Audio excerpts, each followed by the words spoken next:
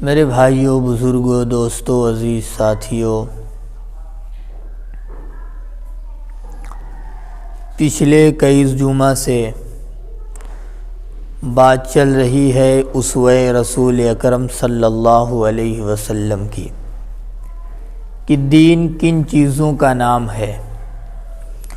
انہی میں سے کچھ باتیں آپ حضرات کے سامنے آ چکی ہیں، جو آج میں نے آپ کے سامنے حدیث پاک پڑھی ہے، اس کا بھی تعلق معاشرت سے ہے۔ یعنی دین کی بنیاد صرف عبادات پر نہیں ہے، صرف اعتقادات پر نہیں ہے، بلکہ 5 چیزیں ہیں۔ 5 چیزوں کے مجموعے کا نام دین ہے۔ ان میں اعتقادات ہے کہ عقیدے کا درست ہونا، پھر اس کے بعد عبادات ہے، معاملات ہے، معاشرت ہے، اخلاق ہے۔ عقیدے کی بہت ساری باتیں ہو چکی ہیں، عبادات کے بارے میں تو ہم اور آپ سنتے ہی رہتے ہیں، لیکن معاشرت یہ ایسی چیز ہے، بہت ساری ایسی چیزیں نکل کر کے آتی ہیں رسول پاک علی نبینا علیہ الصلاۃ والسلام کی زندگی سے، جسے ہم دین نہیں سمجھتے ہیں، حالانکہ وہ بھی دین کے بنیادی احکام میں سے ایک حکم ہے۔ معاشرت ہی سے اس کا تعلق ہے، جو حدیث میں نے آپ حضرات کے سامنے پڑھی ہے۔ یہ بات آئی تھی کہ کس طرح پورا سماج، پورا معاشرہ سیدھے راستے پر آ جائے، اس کی فکر ہم سب کو ہونی چاہیے، اور اس کی سب سے پہلے شروعات اپنے سے کرنی چاہیے۔ اللہ تعالیٰ نے فرمایا کہ علیکم انفسکم، اے ایمان والو، سب سے پہلے تمہارے اوپر لازم ہے کہ اپنی فکر کرو، کس طرح جہنم کی آگ سے ہم بچ جائیں، کس طرح قبر کے عذاب سے ہم محفوظ ہو جائیں، کس طرح سے ہماری زندگی رسول اللہ صلی اللہ علیہ وسلم کے بتائے ہوئے طریقے کے مطابق ہماری زندگی گزرنے لگے۔ اس بات کی سب سے پہلے فکر ہم سب کو ہونی چاہیے۔ اور دوسری بات، جو حدیث میں نے آپ حضرات کے سامنے پڑھی، اس کے اندر بھی رسول اللہ صلی اللہ علیہ وسلم نے جس چیز کا حکم دیا ہے، اگر اس چیز پر عمل کیا جائے تو ہمارا معاشرہ، ہمارا سماج بہت بڑی بڑی برائیوں سے بچ سکتی ہے، بہت بڑی بڑی کمیوں سے ہم بچ سکتے ہیں۔ ہمارے اندر جو نفرتیں ایک دوسرے کی بیٹھی ہوئی ہیں وہ کم ہو سکتی ہیں، لیکن شرط یہ ہے کہ ان حدیثوں پر جو ہم اور آپ پڑھتے اور سنتے ہیں، اس پر ہمارا یقین ہو جائے اور ہمارا عمل ہو جائے۔ جو حدیث میں نے پڑھی ہے، اس کا سب سے پہلے ترجمہ کر دیتے ہیں کہ اللہ کے رسول صلی اللہ علیہ وسلم نے ارشاد فرمایا، من عیر اخاہ بذنب، کہ جس شخص نے اپنے بھائی کی کسی گناہ پر اسے عار دلایا، شرم دلایا، لان تان کیا، لم یمت، وہ نہیں مر سکتا، اس کی موت نہیں آ سکتی، کب تک؟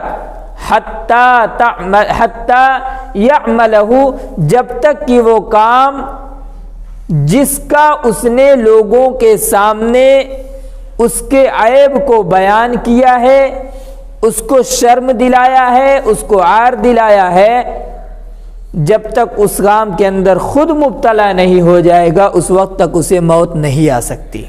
یہ تو حدیث پاک کا ترجمہ ہے۔ اس کا مفہوم یہ ہے کہ میرے بھائیوں، اللہ کے رسول صلی اللہ علیہ وسلم نے ارشاد فرمایا، کوئی بھی شخص کسی گناہ کے اندر مبتلا ہے، شراب پیتا ہے، مثلا چوری کر رہا ہے، زنا کر رہا ہے، اور آگے چل کر کے اس نے ان گناہوں سے توبہ کر لی، اللہ کے سامنے معافی مانگ لی، ان گناہوں کو اب وہ چھوڑ چکا ہے۔ شراب کسی زمانے میں پیتا تھا، اب نہیں پیتا۔ چوری کسی زمانے میں کرتا تھا، اب نہیں کرتا۔ لیکن اس کے باوجود، اس کے اس گناہ سے توبہ کر لینے کے باوجود، اللہ سے صلح کر لینے کے باوجود، کبھی کسی بات پر جھگڑا ہو گیا، آپس میں تو میں ہو گیا، چار آدمی کے بیچ میں اس کی عزت اتار لی اور اسے کہہ دیا کہ تو شراب پیتا تھا، تو چوری کیا کرتا تھا، تو اپنی اوقات دیکھ، تو زنا کیا کرتا تھا، آج تو ہم سے بات کرنے کے لیے آیا ہے۔ چار آدمیوں کے درمیان میں اس کے پچھلے گناہوں کو یاد کر کے، جس سے وہ توبہ کر چکا ہے، معافی مانگ چکا ہے، اس کے باوجود اسے تانا دیا جا رہا ہے اس گناہ کا، اس کے باوجود اسے شرم دلایا جا رہا ہے، اسے عار دلایا جا رہا ہے، اس کی عزتوں کو تار تار کیا جا رہا ہے، تو اللہ کے رسول صلی اللہ علیہ وسلم نے ارشاد فرمایا کہ وہ لوگ سن لیں جو کسی کے ساتھ، اس کی عزت کے ساتھ کھلواڑ کرتے ہیں، اور حالانکہ اس گناہ سے وہ توبہ کر چکا ہے، تو جو لوگ مذاق بنا رہے ہیں، جب تک اس گناہ کے اندر جس کا وہ مذاق بنا رہے ہیں، خود اس گناہ کے اندر جب تک مبتلا نہ ہو جائیں گے، تب تک انہیں موت نہیں آ سکتی۔ اس کی سزا ہے کسی کو تانا دینا، کسی کو شرم دلانا، عار دلانا کہ تو ایسے کرتا تھا، تو آج بہت بڑا پارسا بنا ہوا ہے، آج پرہیزگار بنا ہوا ہے، 100 چوہے کھا کر کے بلی حج کو چلی ہے، اس طریقے کی اگر بات کسی کو کہہ رہا ہے تو میرے بھائیو بزرگوں، اس کا انجام بہت برا ہونے والا ہے۔ جب تک خود اس گناہ کے اندر وہ مبتلا نہیں ہو جائے گا، تب تک موت نہیں آ سکتی ہے۔ یہ بات اللہ کے رسول صلی اللہ علیہ وسلم نے ارشاد فرمائی۔ تو میرے بھائیو بزرگوں، اس سے اللہ کے رسول یہ بات پورے سماج کو، پورے معاشرے کو، پوری امت کو بتانا چاہتے ہیں، کسی کے اندر کوئی خرابی ہے، کسی کے اندر کوئی کمی ہے، کسی کے اندر کوئی عیب ہے، تو لوگوں کے سامنے اس کو بیان نہ کیا جائے، لوگوں کے سامنے اس کی عزت کو تار تار نہ کیا جائے، لوگوں کے سامنے اس کی عزت کے ساتھ کھلواڑ نہ کیا جائے، بلکہ میرے آقا صلی اللہ علیہ وسلم نے فرمایا، کسی کے اندر کوئی کمی ہے، کسی کے اندر کوئی خرابی ہے، تو اسے سمجھاؤ، اکیلے میں بتاؤ، اسے دعوت دو، تبلیغ کرو، اسے سیدھے راستے پر لے کر کے آؤ۔ یہ اللہ کے رسول علیہ الصلوۃ والسلام کا حکم ہے، یہ نہیں کہ اگر اس کی کمی ہم دیکھ لیے تو اسے تانا دینا شروع کر دیے، یہ بہت ہی بری بات ہے۔ اللہ کے رسول صلی اللہ علیہ وسلم نے فرمایا کہ اس چیز سے بچو، ورنہ جس گناہ کے اندر وہ مبتلا ہے، اس گناہ کے اندر خود مبتلا ہو جاؤ گے۔ گنہگار کی مثال دے کر کے حضرات علماء کرام نے فرمایا، کسی کو کسی گناہ کے اندر آپ مبتلا دیکھ رہے ہیں، کوئی غلط کام کر رہا ہے، تو اس گنہگار سے نفرت مت کرو، اس گنہگار سے نفرت مت کرو، اس کے غلط کام سے نفرت کرو، اس کے گناہ سے نفرت کرو، لیکن اس گنہگار سے نفرت مت کرو۔ یہ اللہ کے رسول علیہ الصلوۃ والسلام کا حکم ہے۔ جیسے جب کوئی شخص بیمار ہو جاتا ہے، تو کیا بیمار ہونے کے بعد کسی شخص کو ہم اپنے گھر سے نکال دیتے ہیں؟ اس سے تو محبت ہوتی ہے، اس کی بیماری سے ہمیں نفرت ہے، اس کی بیماری سے بچنا چاہیے۔ ایسے ہی میرے بھائیوں بزرگوں دوستو، کسی شخص کے اندر کوئی کمی ہے، اور اس دنیا کے اندر ہر انسان، کوئی فرشتہ نہیں ہے، کوئی نبی نہیں ہے، سب کے اندر کچھ نہ کچھ کمی اور کوتاہی ہو سکتی ہے۔ کسی کو شرم نہیں دلانا، کسی کو عار نہیں دلانا ہے، بلکہ اس کی اصلاح کرنی ہے، اچھی طریقے سے اسے سمجھانا ہے۔ اگر ہم اس کا مذاق اڑائے تو انجام پھر بہت ہی برا ہونے والا ہے۔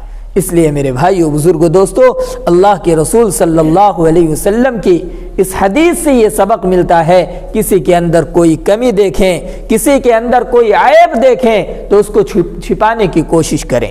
اس لیے کہ حضور نے فرمایا، المؤمن مرآت المؤمن، کہ ایک ایمان والا، ایک مسلمان دوسرے مسلمان کے لیے آئینہ ہے، شیشے کی مانند ہے۔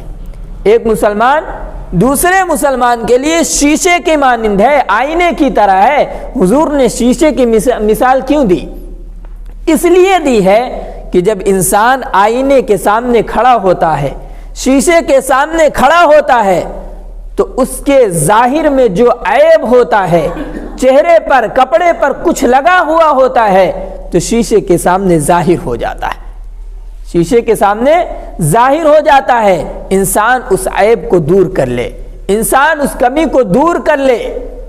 اسی طرح انسان جب کسی کے اندر کوئی کمی دیکھے، کوئی کوتاہی دیکھے، تو شیشے کی طرح اس کے سامنے کھڑا ہو جائے اور کہے اس سے کہ بھائی آپ یہ جو کام کر رہے ہو یہ غلط کام کر رہے ہو، یہ صحیح نہیں ہے، اس پہ آخرت میں عذاب ملنے والا ہے۔ اچھے انداز میں، محبت بھرے انداز میں اسے سمجھانا چاہیے۔ اور جب وہ شخص اس فرض کو اپنے ادا کرے گا تو گویا ایسا ہے جیسے شیشے میں دیکھتا ہے انسان اپنا گناہ نظر آتا ہے، تو یہ ایمان والا بھائی اس کے گناہ کو سامنے کھڑے ہو کر کے بتا دے کہ آپ کے اندر یہ گناہ ہے، تاکہ وہ درست کر لے۔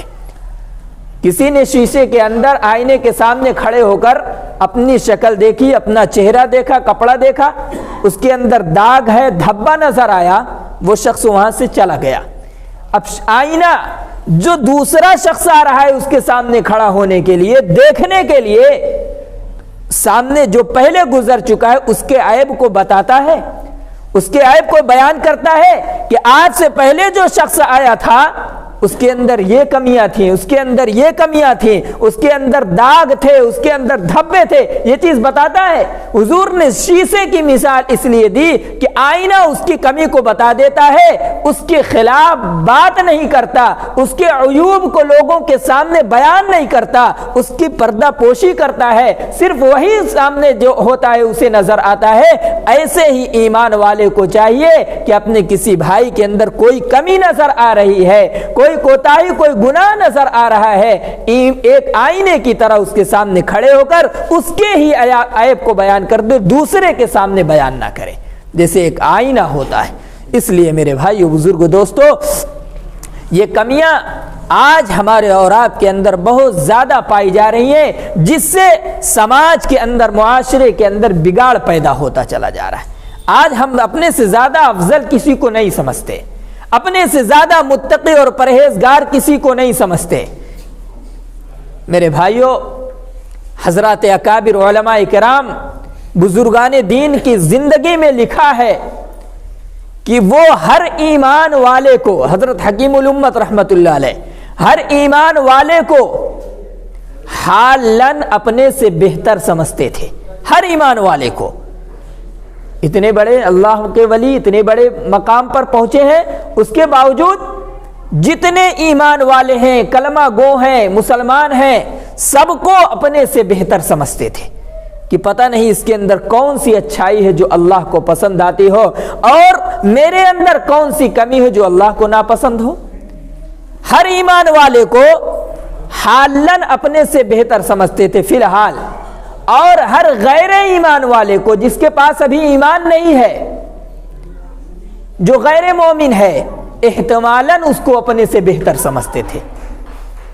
احتمالاً مطلب کہ ابھی فی الحال یہ کلمہ نہیں پڑھا ہے، لیکن ہو سکتا ہے کہ آگے چل کر کے اللہ اسے ہدایت دے دے، یہ کلمہ پڑھ کر کے دین کے اندر داخل ہو جائے۔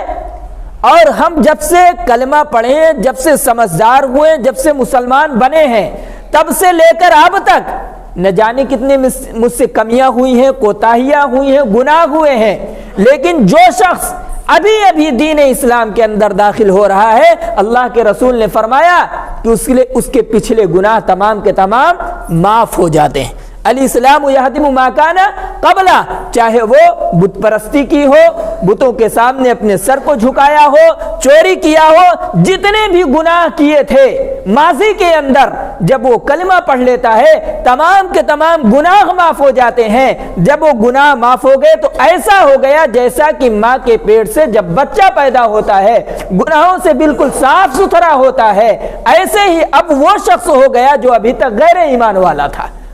اسی لیے حضرات اکابر علماء کرام کہتے ہیں کہ ہم ہر ایمان والے کو اپنے سے بہتر سمجھتے ہیں اور غیر ایمان والے کو احتمالاً اپنے سے بہتر سمجھتے ہیں. ہو سکتا ہے اللہ رب العزت آگے چل کر کے اس کو ہدایت دے دے.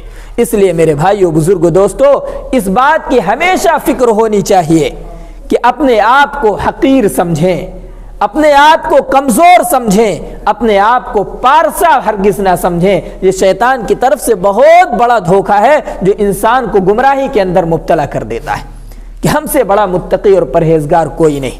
چاہے وہ عبادت کے اندر غرور اور گھمنڈ ہو، تقوی کے اندر، علم کے اندر غرور گھمنڈ ہو، ہم سے بڑا عالم کوئی نہیں، ہم سے زیادہ جاننے والا کوئی نہیں، یہ بھی اللہ رب العزت کو بہت ہی زیادہ ناپسندیدہ ہے. اور شیطان اس طرح ورگلانے کی کوشش کرتا ہے. میں شاید آپ حضرات کو سنا چکا ہوں واقعہ پیران پیر غوث الاعظم شیخ عبد القادر جیلانی رحمت اللہ علیہ کا، کہ وہ سفر کر رہے تھے، کہیں جا رہے تھے، آواز آتی ہے کہ عبد القادر آج سے تمہارے لیے نماز معاف ہو گئی. شیخ عبد القادر جیلانی رحمت اللہ علیہ نے فرمایا نماز نبیوں کو معاف نہیں ہے، صحابہ نماز پڑھے ہیں تو ہمارے لیے نماز کیسے معاف ہو سکتی ہے؟ نماز تو حضور کی آنکھوں کی ٹھنڈک ہے. شیطان نے فوراً پلٹ کر کے کہا کہ عبد القادر آج تمہارے علم نے تجھے بچا لیا، آج تمہارے علم نے تجھے بچا لیا. آپ کے پاس اگر علم آج نہ ہوتا تو آج میرے جال میں پھنس جاتے. آپ کے پاس علم تھا کہ نماز حضور کی آنکھوں کی ٹھنڈک ہے، تبھی آپ بچ گئے. حضرت غوث الاعظم شیخ عبد القادر جیلانی رحمت اللہ علیہ پھر فوراً پلٹ کر کے جواب دیتے ہیں لا حول ولا قوت الا باللہ، نہیں مجھے میرے علم نے نہیں بچایا، یہ تو اللہ کا فضل اور اللہ کا کرم ہے جس نے مجھے بچا لیا. تو میرے بھائیو، شیطان انسان پر ہر طرح سے ڈورے ڈالتا ہے. کوئی عبادت کرتا ہے، نماز پڑھتا ہے تو شیطان اس کو اس بات کی طرف راغب کرتا ہے، اس بات کا اس کے اندر غرور پیدا کرتا ہے کہ تم سے بڑا متقی اور پرہیزگار کوئی نہیں ہے. کسی کے اندر علم ہے تو اس کو اس طرح سے بہکاتا ہے کہ آپ کے جیسا عالم، آپ کے جیسا علم والا کوئی موجود نہیں.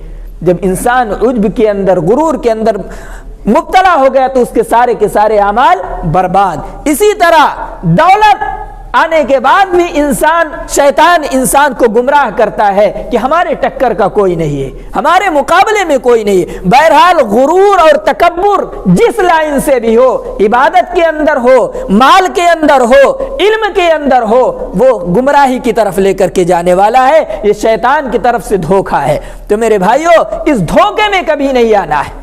کوئی کتنا بھی بڑا متقی اور پرہیزگار ہو جائے، اپنے آپ کو ہمیشہ حقیر سمجھے، کمزور سمجھے اور دوسروں کے اوپر نکتہ چینی کی فکر میں زیادہ نہ رہے. حضرت جنید بغدادی رحمت اللہ علیہ، آپ ان کے واقعے کو سنیں گے تو اندازہ ہوگا کتنے بڑے اللہ کے ولی، لیکن لوگوں کو کتنا اچھی نگاہوں سے دیکھتے تھے، لوگوں کی کمیوں پر نگاہ نہیں رکھتے تھے، لوگوں کی اچھائیوں کی تلاش میں رہا کرتے تھے. ایک مرتبہ سفر کر رہے تھے، حضرت کے مریدین ساتھ میں چل رہے تھے، سفر میں جا رہے ہیں تو ایک جگہ پر دیکھتے ہیں کہ ایک شخص تھا جسے سولی پر لٹکا دیا گیا تھا. اس کا ایک ہاتھ بھی کٹا ہوا تھا، ایک پیر بھی کاٹ دیا گیا تھا اور اسے سولی پر لٹکا دیا گیا تھا. تو لوگوں سے پوچھا کہ آخر بات کیا ہے، اس شخص کو سولی پر کیوں لٹکایا گیا؟ تو وہاں کے اس شہر کے جو لوگ تھے انہوں نے جواب دیا کہ حضرت یہ شخص چوری کرنے والا تھا اور چوری کا عادی تھا، برابر چوری کیا کرتا تھا. برابر اس کے لیے ایک لفظ استعمال ہوتا ہے استقامت. جس کام پر انسان جم جاتا ہے، لگاتار جو کام کرتا ہے اسے استقامت کہا جاتا ہے. اردو میں عادی، وہ برابر وہ کام کیا کرتا تھا. تو حضرت جنید بغدادی رحمت اللہ علیہ نے جب یہ سنا کہ یہ کام برابر کیا کرتا تھا، لوگوں نے بتایا پہلی مرتبہ چوری کیا تو ہاتھ کاٹ دیا گیا، پھر باز نہیں آیا، دوسری مرتبہ چوری کیا تو پیر کاٹ دیا گیا، پھر بھی باز نہیں آیا، تیسری بار جب چوری کیا تو اسے سولی پر لٹکا دیا گیا. حضرت جنید بغدادی رحمت اللہ علیہ فوراً آگے بڑھتے ہیں اور اس چور کو جس کو سولی پر لٹکا دیا گیا ہے اس کے پاؤں کو چوم لیتے ہیں. اب دیکھیے کام کتنا برا وہ کر رہا تھا، چوری کر رہا تھا، بار بار کر رہا تھا۔ جنید بغدادی رحمت اللہ علیہ ساری کمیوں کو اس کے ایک طرف رکھ دیے، ان کی نگاہ میں اس کی اچھائی آئی۔ کیا اچھائی تھی؟ کیا اچھائی؟ اچھائی یہ کہ استقامت، کسی کام پر جم جانا، جیسے اللہ نے فرمایا ان الذین قالوا ربنا اللہ ثم استقاموا 24ویں پارے کے اندر، کہ جن لوگوں نے کہا کہ ہمارا رب اللہ ہے پھر اس پر جم گئے، یعنی اللہ نے جس چیزوں کا حکم دیا استقامت کے ساتھ اس پر جم گئے، پابندی کے ساتھ نمازیں پڑھ رہے ہیں، سارے احکام کو ادا کر رہے ہیں۔ یہ اللہ رب العزت کو استقامت بہت پسند ہے، بہت پسند ہے۔ جیسے کسی شخص نے، اللہ نے توفیق دی، آج 5 پارہ پڑھ لیا، اب 1 مہینے تک کلام پاک کو کھول کر دیکھ ہی نہیں رہا ہے۔ آج کتنا پڑھا؟ 5 پارہ پڑھا، 1 مہینہ کلام پاک کھول کر کے دیکھ نہیں رہا ہے، یہ اللہ کو نہیں پسند ہے۔ آپ 5 لائن پڑھیے، 5 صفحہ پڑھیے، لیکن روزانہ پڑھیے، استقامت اسی کو کہتے ہیں، یہ اللہ کو پسند ہے۔ کسی کام کے اندر آج ہمارا دل چاہ رہا ہے 100 رکعت نفل پڑھ لیے، اور دوسرے دن فرض پڑھنے بھی نہیں آ رہے، یہ اللہ کو نہیں پسند۔ آپ فرض ادا کر لیے، سنت ادا کر لیجئے، وقتیہ نمازیں پڑھیے، اس کے علاوہ تہجد وغیرہ آپ نہیں پڑھ رہے ہیں، پھر بھی فرض نمازیں آپ ادا کر رہے ہیں، اللہ کو یہ بہت پسند ہے۔ کسی کام پر جم جانا، لگاتار کرنا، یہ اللہ کو بہت پسند ہے۔ تو جنید بغدادی رحمت اللہ علیہ نے فرمایا اس کے اندر یہ اچھائی ہے کہ چوری پر لگاتار جمع رہا استقامت یہ اس پر جمع رہا، یہ ادا ہمیں بہت پسند آئے۔ تو میرے بھائیو، اتنے بڑے اللہ کے ولی تھے، جو اولیاء اللہ ہوتے ہیں، جو نیک لوگ ہوتے ہیں، بزرگ ہوتے ہیں، ان کی نگاہ کس پر ہوتی ہے؟ لوگوں کی اچھائیوں پر ہوتی ہے۔ ہماری اور آپ کی نگاہ کسی کے اندر 99 اچھائیاں ہیں، ایک کمی اس کے اندر ہے، تو 99 اچھائیوں پر ہم پانی پھیر دیتے ہیں، پردہ ڈال دیتے ہیں، اس کی ایک کمی کو اجاگر کرنے کی کوشش کرتے ہیں۔ اور یہاں اللہ کے ولیوں کا حال کیا ہے؟ 99 کمی ہے، گناہ ہے، ایک اچھائی اس کی دیکھی تو حضرت جنید بغدادی نے اس کے پاؤں کو چوم لیا۔ اس لیے میرے بھائیو، بزرگ دوستو، ضرورت ہے اس بات کی، کسی کے اندر عیب نہ تلاش کریں، کسی کی کوئی بات ہم تک پہنچ جائے اس کو اب چھپا لیں، اس لیے کہ جو حدیث میں نے آپ حضرات کے سامنے پڑھی ہے، جس میں اللہ کے رسول صلی اللہ علیہ وسلم نے فرمایا من عیر اخاہ بذنب، جس شخص نے اپنے کسی بھائی کو کسی گناہ پر شرم دلائی، عار دلائی کہ آج تو بہت بڑا پرہیزگار بن گیا ہے، پہلے تو یہ گناہ کیا کرتا تھا، پہلے تو شراب پیا کرتا تھا، پہلے تو زنا کیا کرتا تھا، پہلے چوری کرتا تھا، آج بہت بڑا پرہیزگار بن رہا ہے، آج بہت بڑا متقی بن رہا ہے، حالانکہ ان گناہوں سے وہ توبہ کر چکا ہے، معافی مانگ چکا ہے، اس کے باوجود بھی اگر ہم اسے شرم دلا رہے ہیں، اسے نیچا دکھانے کی کوشش کر رہے ہیں، تو اللہ کے رسول نے فرمایا جس گناہ پر تم اسے شرم دلا رہے ہو، جب تک تم اس گناہ کے اندر مبتلا نہیں ہو جاؤ گے، جب تک تمہیں بھی موت نہیں آنے والی۔ اس لیے میرے بھائیو، بزرگو، دوستو، ان حدیثوں کو ذہن میں رکھیں اور اس پر عمل کرنے کی کوشش کریں۔ جب اس پر عمل کیا جائے گا، ایک دوسرے کی کمیوں کو چھپایا جائے گا، سماج سے، معاشرے سے برائیوں کا خاتمہ دھیرے دھیرے خود بخود ہو جائے گا، آپس کی نفرتیں خود بخود مٹتی ہوئی چلی جائیں گی، وہی ماحول پیدا ہو جائے گا جو صحابہ کرام رضوان اللہ تعالی علیہم اجمعین کے درمیان میں تھا۔ میرے بھائیو، اللہ کی رحمت سے مایوس نہیں ہونا ہے، اللہ کی رحمت سے مایوس نہیں ہونا ہے، لیکن اللہ جو عبادت کی توفیق دے دے اس پر غرور اور گھمنڈ بھی نہیں کرنا ہے۔ صحابہ کرام، حضرت ابو بکر صدیق کا مقام کیا تھا، حضرت عمر کا مقام کیا تھا، لیکن جب اللہ کے رسول نے منافقین کی لسٹ دی تھی حضرت حذیفہ بن یمان کو، حضرت عمر جاتے تھے، جا کر کے پوچھتے تھے کہ بتاؤ جو تمہارے پاس لسٹ ہے اس میں عمر کا نام تو نہیں ہے۔ حضرت ابو بکر کا مقام، رسول اللہ صلی اللہ علیہ وسلم نے جنتی ہونے کی دنیا کے اندر بشارت سنا دی، سرٹیفکیٹ دے دیا، لیکن وہی حضرت ابو بکر فرماتے ہیں کاش کہ میں درخت کا پتا ہوتا، کاش میں گھاس پھوس ہوتا، دنیا کے اندر ختم کر دیا جاتا اور مجھ سے حساب و کتاب نہ لیا جاتا۔ یہ تھے صحابہ کرام، نیکیاں بھی کر رہے ہیں، اللہ سے ڈر بھی رہے ہیں، تقوی اور پرہیزگاری پر چل رہے ہیں، اور دوسروں کو اپنے سے اچھا سمجھ رہے ہیں۔ یہی چیز آج ہمیں اپنے اندر پیدا کرنے کی ضرورت ہے۔ اللہ رب العزت کہنے اور سننے سے زیادہ عمل کرنے کی توفیق عطا فرمائے۔ وآخر دعوانا الحمدللہ رب العالمین۔